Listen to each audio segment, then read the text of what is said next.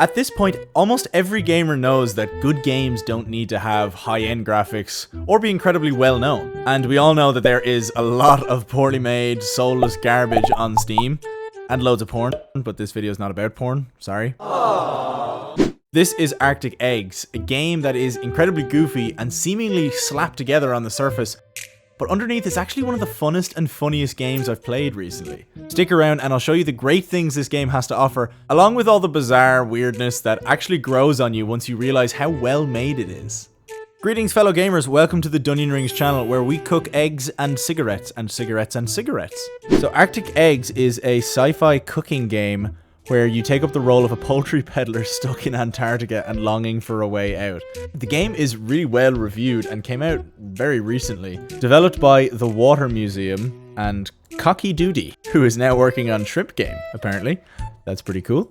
Other developers are listed as Ab Marnie and Cameron Gynex, who I believe did the music for the game.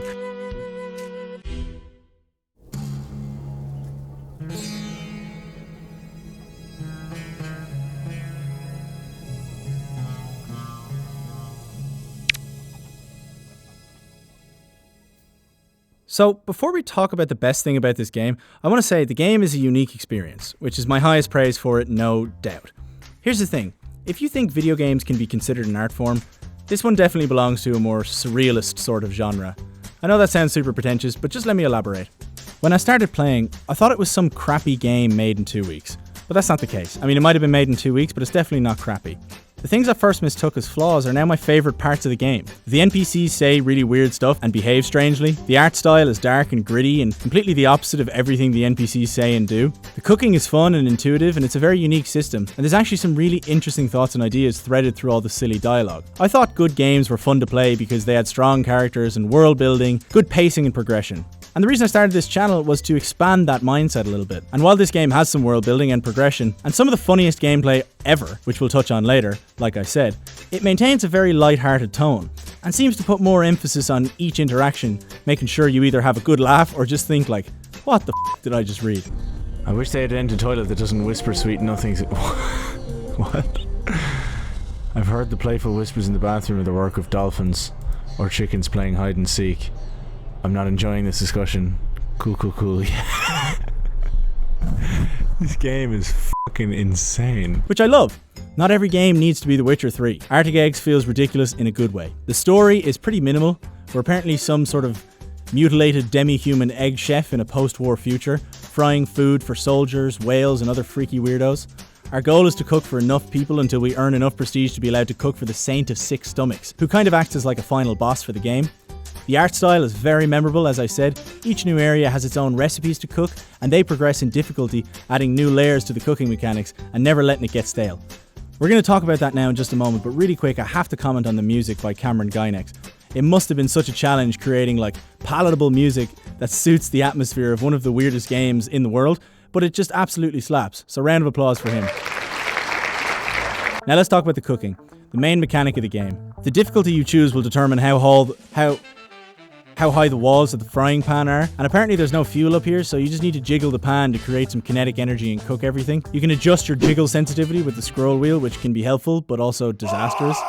There's 4 stages, not including the Saint of Six Stomachs, and like I said, each stage introduces new cooking challenges and gets progressively harder, and almost every food needs to be cooked on both sides, which means the flipping of different foods is kind of the bread and butter of the gameplay. If anything falls out of the pan, you have to restart the cook. Let me just say right now, getting a good flip when there's a bunch of other shit in the pan is possibly the most satisfying thing ever. Oh, that was ridiculous. Did you see that? That was clean. You might be thinking, that sounds easy. All I need to do is wiggle the pan back and forth and give me eggs a wee flip. But I promise you, it's not. Look at these gamer moves I got my girlfriend to record. Is it rolling? Okay. Just get my hand.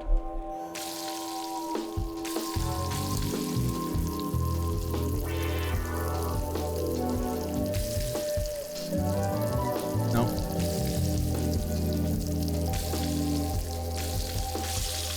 Okay. Now flip the egg.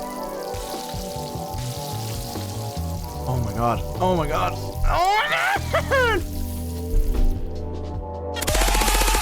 The first stage has all the food you'd expect. Eggs and bacon and cigarettes. which is weird, but why am I surprised at this point? Don't worry, the next thing we cook is a tin of sardines.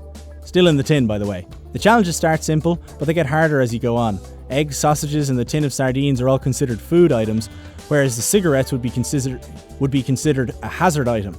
Each hazard item has its own way of ending the challenge if you don't do the right thing. The cigarettes are basically timers and they burn down to the bottom of the cigarette. You lose everything, even if you didn't spill anything out of the pan. The main thing I want to say about the gameplay, which is just a huge compliment really, is I feel like the game just gets the basics of game design done so right. They have one mechanic that they expand on 3 or 4 times in the game, and that's really all they need. They don't make a bunch of new stuff that doesn't go deep. They've got one mechanic for cooking food and that's it. It's incredibly impressive. The next area is the bar, and in here you speak to a dude that has a little brain pet, which is cool.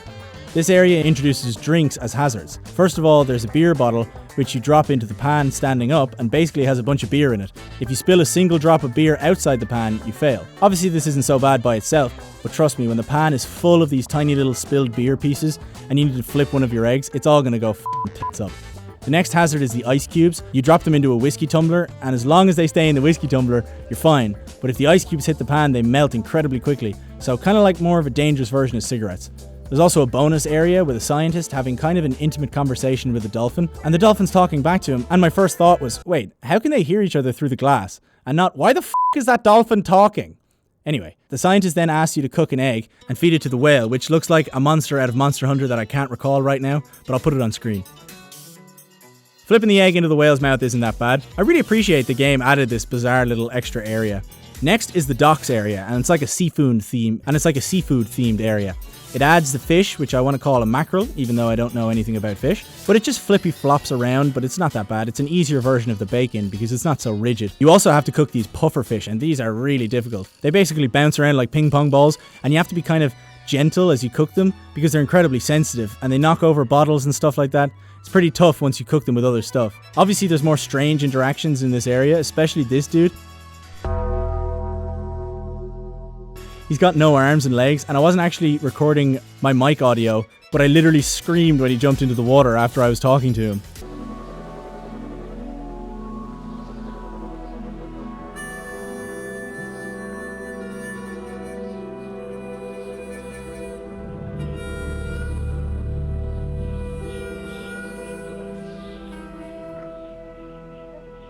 There's also this dude who wants you to cook a stingray, and it's like the size of a pan.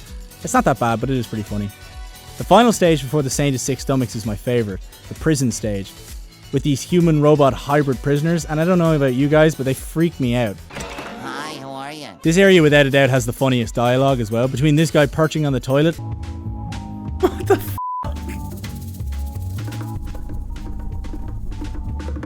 That's actually... What the f***? What? Why are the Polish getting so much heat, bro? And this incredibly long philosophical speech about how trying to pander to someone makes you weak. And it opens up this huge conversation about if you have an idea, you water it down so much to try and get as many people as you can to see it and understand it, you end up ruining your idea. I'll leave the clip of me experiencing it for the first time at the end of the video. From a gameplay perspective, this area adds the new food that's chicken gizzards, which are like guts, and it comes in a cube and you need to cook it on all 6 sides. I really like this, but you only have to cook it once. So I was like, but that's a really cool idea. They also added 2 new hazards, cockroaches, which crawl towards your pan and jump out if you're not careful, and bullets, which you actually need to try to get out of your pan before they explode. Oh, is that a bullet? What the does a bullet do? Oh, there's 2 bullets. Okay. Oh. Okay. It just disrupts everything. Oh. The bullets are without a doubt the most challenging hazard in the game. But this is probably my biggest critique of the gameplay. This all comes in the final area, and it doesn't mix with other stuff from other areas. And then you go to the Saint of Six Stomachs, and then it just kind of ends. I wish that they added a 5th area that just combined everything you need to do. But they do have a sandbox mode and a random mode that you can play on your second run through, which is pretty fun. Also, there's another secret area at the bottom of this area, and I only want to tell you about it because it was so haunting that I just cannot bear to be the only person to have the burden of knowing this place exists. There's something down here. Is this just... Oh my goodness. Okay. Look at this guy. Dude, he's f***ing... What the f***? What are you doing here in my office, you It's like another dolphin place, but it's like everybody's naked and gently flowing to this ethereal music, And then there's this weird naked guy with a military hat on, with a twirly mustache. And I don't know why my mind went to this, but it feels like the devs are trying to tell me that this is a freaky dolphin sex dungeon. But the military man says he'll put in a good word for us to the Saint of Six Stomachs, and then we're on our way. So we enter the lair of the Saint of Six Stomachs, and at this point I'm pretty hooked on the game. It's all very atmospheric, and I think it's cool. And then he challenges you to cook 2 eggs, and then 3 eggs, and then 4 eggs, and then 5 eggs, and then 6 eggs, and then 7 eggs for his stomachs. And I'm not gonna lie, I feel like there's a huge missed opportunity here, where instead of just cooking more and more eggs, we could have compiled everything we learned and all the different hazards and foods, and try and have some really difficult challenges to finish the game. But instead it's just egg, egg, egg, egg, egg, egg, egg, and I don't really know why they did that.